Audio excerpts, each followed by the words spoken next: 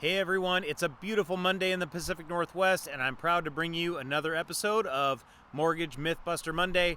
I'm Greg Anderson with Caliber Home Loans, and today I want to talk to you about one of the biggest myths when someone is selling a home and buying a new home.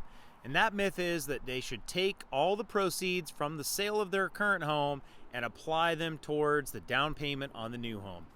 That may be the plan for most people. It may make the most sense for some people, but not everyone. What I always tell folks is you want to look at a few things first.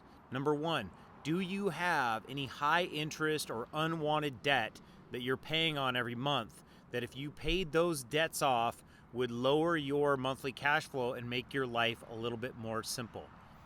Number two, do you have 6 months of savings put aside for all of your bills so that if something were to happen, you had a medical event or you got laid off, that you could still make your bill payments for 6 months?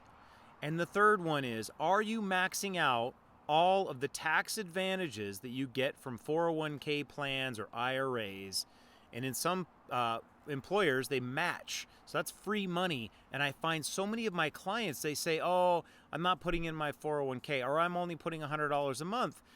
And then I find out their employer will match 5% of whatever they put in there. It's free money. It's the best thing you can do is take advantage of that. So if you have all of your bills paid off, your other debts, or you have good interest rates on your other debts, and you have 6 months in savings in case something happened, and in addition to that, you are putting the most you can in your 401k, then it makes sense to take that money and put it all down towards the next house. If you have any questions about what's best for you, please give us a call.